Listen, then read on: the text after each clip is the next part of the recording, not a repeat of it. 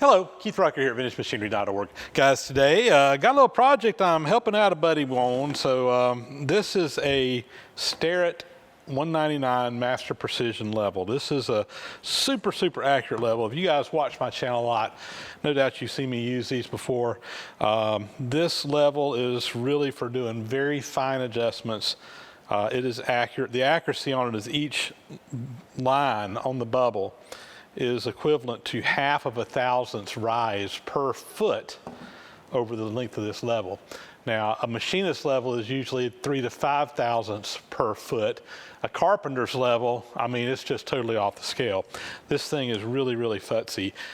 But when you're setting up a machine, leveling a machine, you know, this is kind of that fine-tuned level that you want to use. It's really a high-end, high-quality level. Now, my friend Jim Bollinger, who is a Do Right Fabrication on YouTube, he found this. He picked it up down at the Flywheeler swap meet back in November. He was going around looking at the tables, and fortunately for him, he saw it before I did, and he picked it up and decided to purchase it. Got a really great price on it. But if it has any apologies on the bottom of this thing, it's just really kind of gotten, it's not bad. It's really not terrible. But it has gotten kind of scratched up, dinged up a little bit. And today what I want to do is we're going to spend some time and we're going to redo the sole of this level. And what I think I'm going to do is we're going to start out by taking it over to a lapping plate and lapping it to make sure that we can get it more or less flat. Once we do that, then probably going to scrape it into my surface plate just to make sure we got it really good. And once all that's done, we will recalibrate the level and get it set properly so that it's be ready to go. That is the game plan. That is what we're going to be doing today. So let's get over here and get started. So let's start out just taking a quick look at this so you can kind of see where we're starting from. So this is the level. The top is kind of a plastic or Bakelite type material, and it's got some cracks over here on one side. That is really not anything.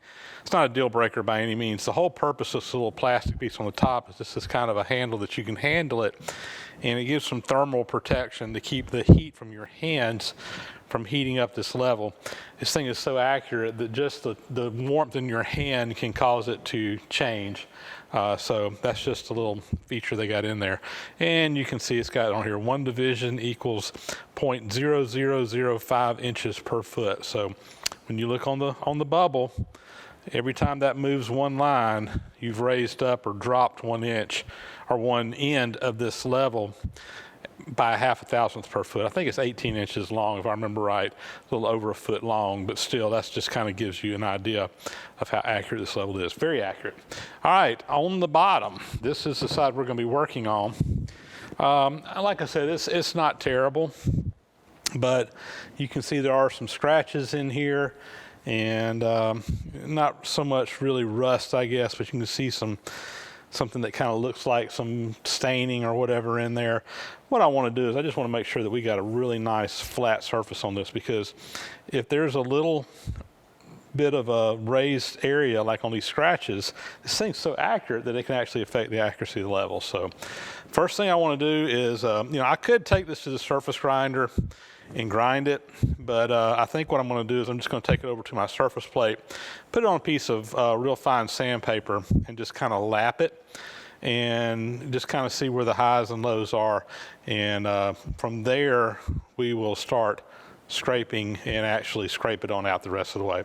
I'm not too worried about messing it up on the lapping plate because we are going to scrape it, and we can, we're not going to remove that much material off of this. I just want to kind of look and see what kind of pattern we get on it. And if it's bad enough, we'll take it to the surface grinder, but I doubt we'll have to. Let's go to the lapping plate. All right, I got a surface plate here. This surface plate is flat, and I got some 220 grit sandpaper up underneath this. And I'm just going to kind of lightly go back and forth here. And we're going to lap that bottom a little bit. You can see the material coming off on the sandpaper.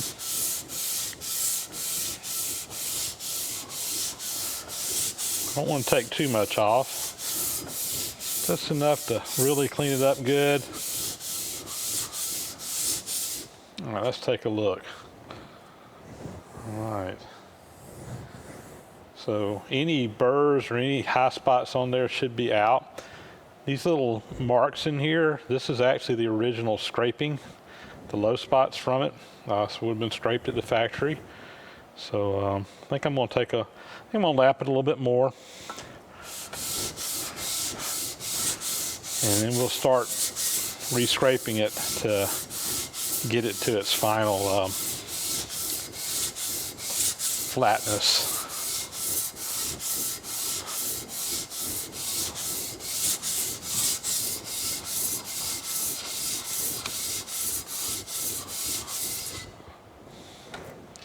All right, that's looking real good.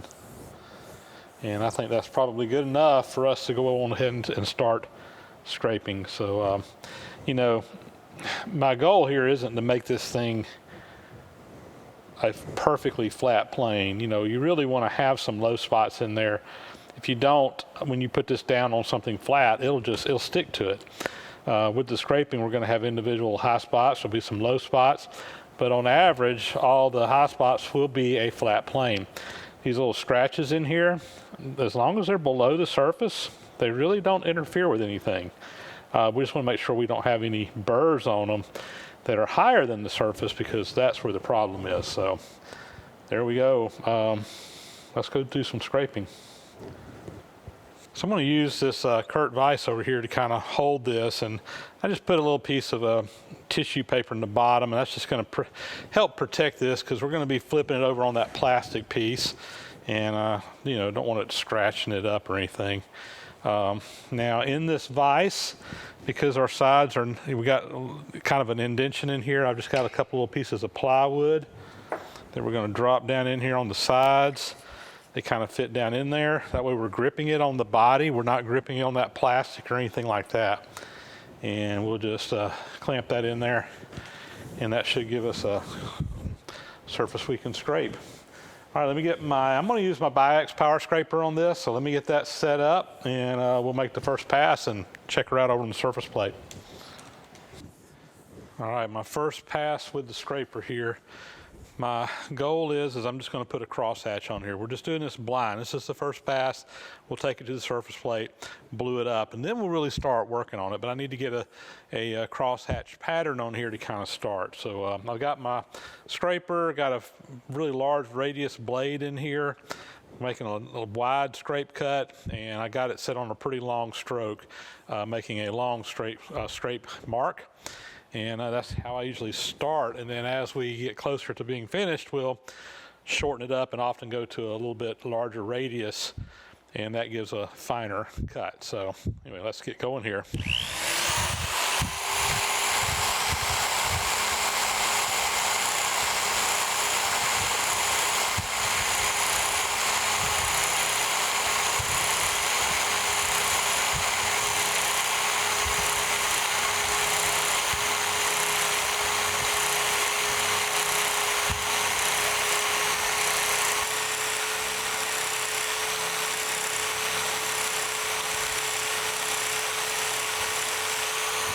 All right, that's one direction. I'll come back across now at 90 degrees and get that crosshatch in there going.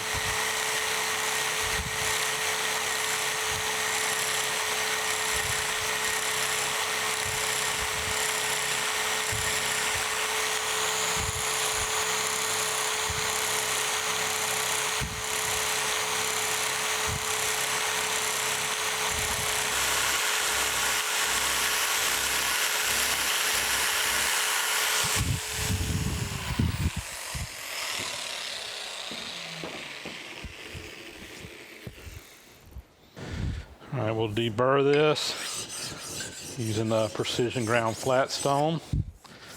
Here we go. Let's go glue our table up and we'll check that out. All right, we are over at the surface plate. I have cleaned this plate really good. I just used some Windex, some paper towels. I went around it a couple of times and really got it clean because I hadn't used it in a while. I keep it covered up, but still, you can run your hand over it and you can really feel the dust in these things. So I'm just kind of taking a second to make sure it's nice and clean. And we're just going to take some of this Canode dye spotting blue, and I'm just going to do it kind of right in here. I've been lapping this plate a little bit. I really hadn't done any videos on it or anything, but I have been working on this, and I know that really kind of this whole area in here is really good.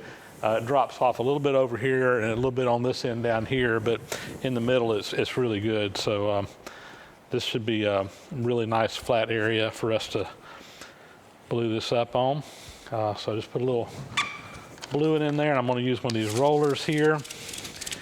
We'll spread it out, get us a nice thin area here with some blue. You want this to be just thick enough that you can kind of see through it real good.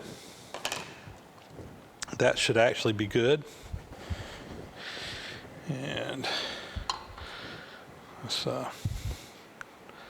put it on here. First thing I'm going to do is hinge it. And when you hinge in a part like this, what you want, if it's flat, it's going to hinge about a third of the way in on either side. And when I say hinging, that's going to be the area of rotation. And you can see it's rotating about there and about there. So that's looking pretty flat. We'll blue it up. And that actually looks pretty darn good. Let me zoom in and show you that a little bit. So that blue is kind of thin, but you can still see it pretty good. And I'll tell you what, I'm going to get a Sharpie pen and kind of mark it where you guys can see this a little better. All right, guys, the blue is kind of thin, but I can see it pretty good anyway. Hopefully you can too. But there's definitely some areas. We got some, I mean, it's really pretty close right out of the box, but you know, there's a kind of an area right in there that is low. This is all blue here. We don't have much blue touching in there. There's kind of an area right in here that's a little low. And we got an area down here that's kind of low.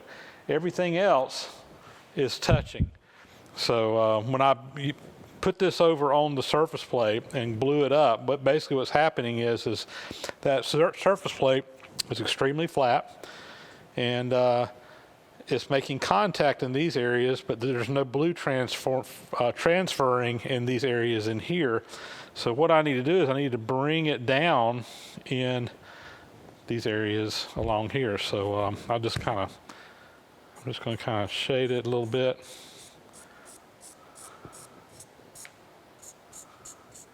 Those are the areas that we want to touch, and this area, and this area we want to stay out of.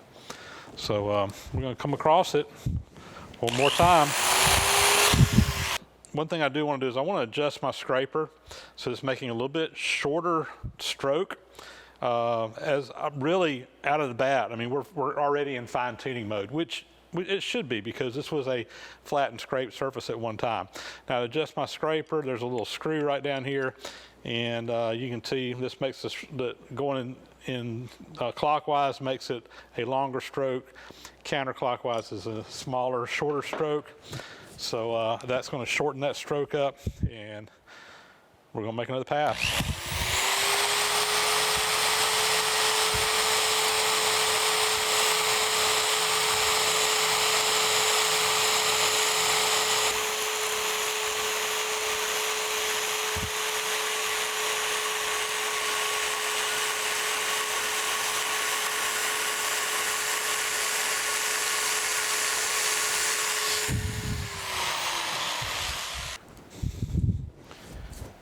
All right, we're going to brush off any chips on there. I'm going to take some Windex, and basically we want to take all that bluing that was on it before off. So that Windex will kind of cut that out.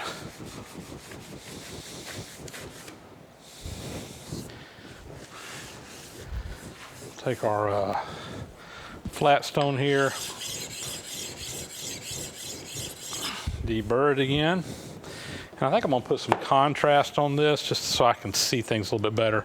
Let me get some of that set up. So this contrast that I'm using is basically the same as that Canode blue over there, but it's a yellow, and the blue and the yellow contrast one another. So I'm gonna put a thin layer of the yellow on first, and we blue it up. It just helps you see it. Interesting, I get a lot of comments from people asking why I have a jar of mustard sitting on the shelf up behind me sometimes when I'm shooting videos, and it's not mustard, it's a Canode yellow. But I got it on a little roller here, and we'll just put on a little light coat here. Usually I'll put it on there, and then I'll take a rag and just kind of, I don't wipe it completely off, but it takes the sheen off of that and really helps you see what's going on. So I'm gonna go ahead and we'll blue it up over there again, just like we did before, and I'll bring it back to you and show you what it looks like. We got a little bit different pattern this time, but same process. We're just going to continue on, and we'll go back and forth until we get really good coverage and nice speckled points all over the place. Don't have any of these holes in here. So here we go.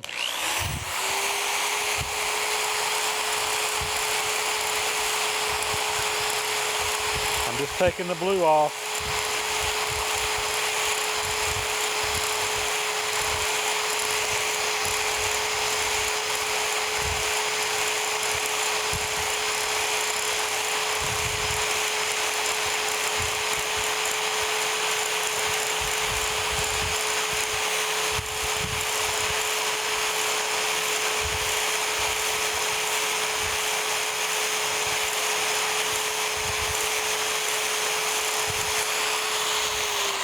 Each pass that I make, I go at 90 degrees to one another, so we're always making kind of a checkered board type pattern in there where you're getting those crosses taking place.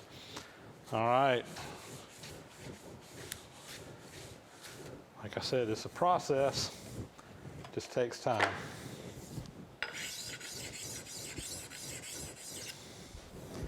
We'll yellow it on up. Put that little bit of contrast on there.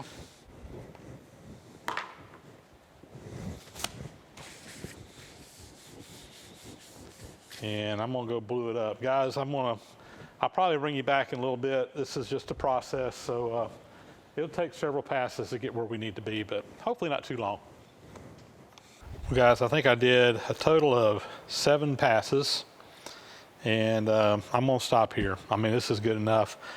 We got plenty of points of contact. It's nice and uniform. And as with any scraped surface, notice that, we've got highs and lows, and that's really what you want in a scraped surface. And when you lay this level down, it's going to be touching on all those little blue points, but you've got some little air gaps in there. But as an average across there, it's going to be very, very flat. This is going to be just perfect for what he needs. And actually at this points per inch, I haven't counted them, but at this points per inch, he could even use this as a straight edge, use this as a reference. If he wanted to blue this up, and if he was working on a machine or something, had a small area, he could actually use this surface just like you would a straight edge, kind of like what we use the surface plate for. It's flat enough to do that. So there you go, a little quick scraping exercise, and we got things where they need to be. And that is what the surface looks like with all the blue off of it. Looks beautiful. I love the look of a scraped surface. All right, this is ready to go back to Jim.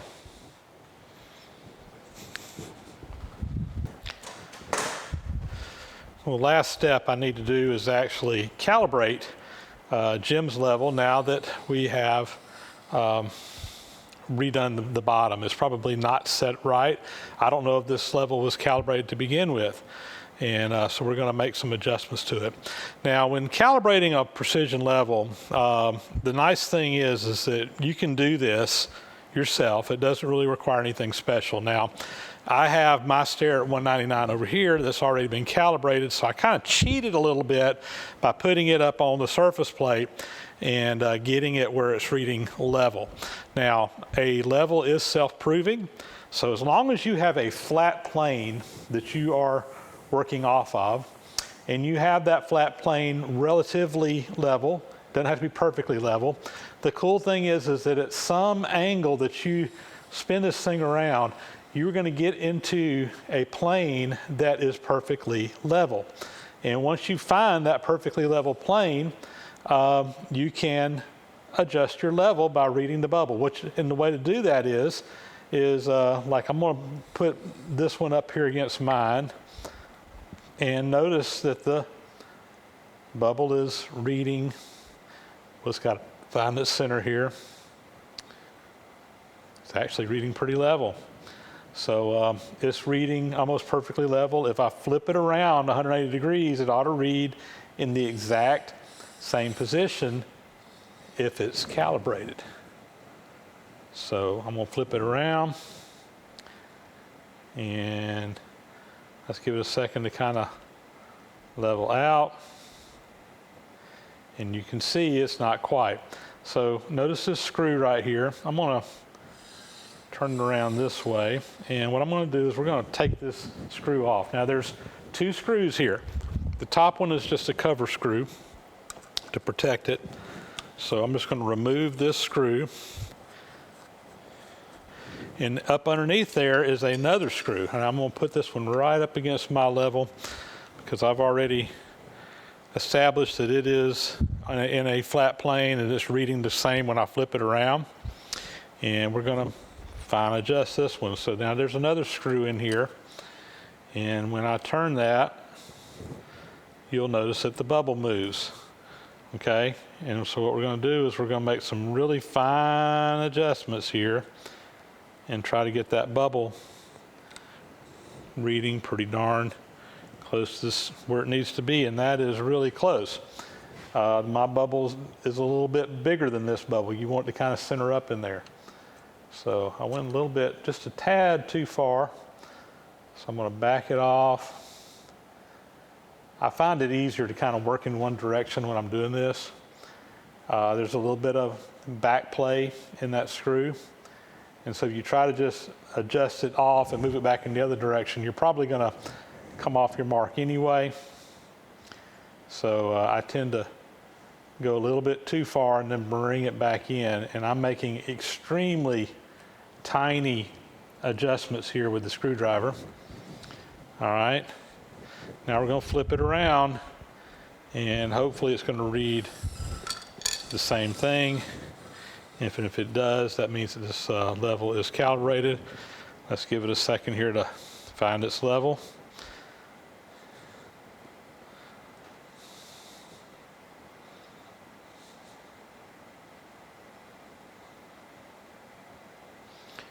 These things can take a little time sometimes to find where they need to be. All right, we're not quite there yet.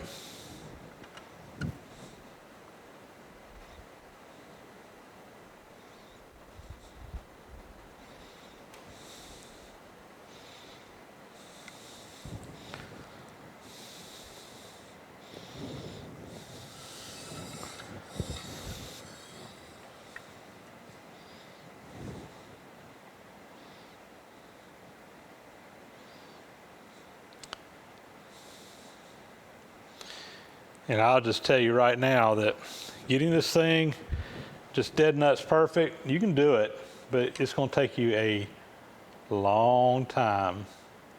And you really need to, once you get it dead nuts perfect, just walk away from it for a while and come back and really let that level settle out.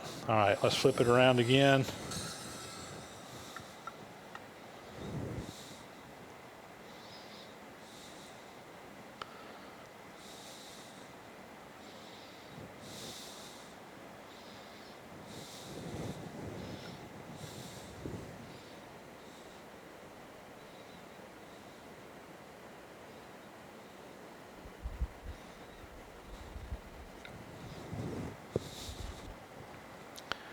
Just flip it back around one more time. It's probably good enough, but the perfectionist in me just can't resist. All right, we'll let that level out.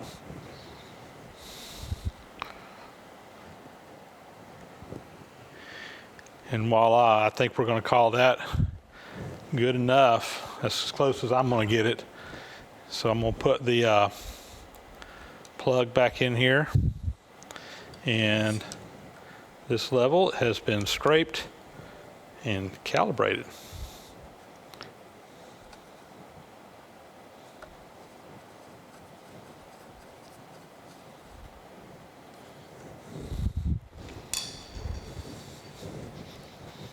Well, there you go. A little quick exercise in scraping and doing a quick calibration on a Starrett 199 precision level. The calibration process is the same on the Starrett 98s, which aren't quite as fussy as this one.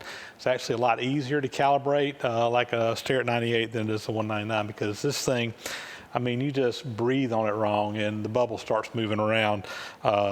These things can be really, really aggravating to get just perfect. Sometimes you just kind of have to say, okay, that's as good as I can get it, because often that is as good as you can get it with the level of precision that this one has in it.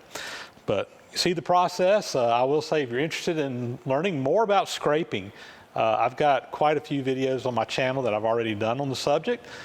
We've scraped in some machines and what have you. So if you're new to that and want to learn more about it, feel free to go take a look at the old scraping videos that we've done. We have done some scraping classes with Richard King here in my shop. I always get asked, no, right now I don't have any plans for any scraping classes coming up. Not to say that we won't do another one at some point in the future, but no, nothing on the books as of right now. But I know Richard does classes all over the country. You can get up with him if you just go to Kingway Scraping, I think is what it is. He should have his roster of classes that he's hosting in different places up and available you can take a look at. Or you can just get information off the internet. I personally find it a lot easier to learn scraping when you can get one-on-one instruction from someone that can kind of walk you through the process. But that's not to say that you can't watch YouTube videos and figure it out. It's just a matter of practice when it comes to scraping. And even taking a class. When you get back from that class, you got to practice. You got to practice. It's like anything else. Scraping is one of those things that can be very frustrating when you're trying to learn it, particularly if you don't have someone there showing you the steps and kind of walking you through the process. It's really difficult to wrap your mind around what's going on and what your scrape marks are doing. But once it kind of clicks, it really, really gets a lot easier, and the amount of time it takes to click varies very much from one person to another. I don't know, it took a while for it to click with me, to be honest with you, but once it did, look out, here I come, and I've done quite a bit of scraping since then. All right, guys, with that is going to be a wrap. As always, thank you so much for watching. Please subscribe to my channel if you haven't already. Thumbs up and comments are appreciated. Hit that bell icon to get more notifications when new videos are posted. And with that, guys, we'll catch you on the next video. Again, thanks for watching.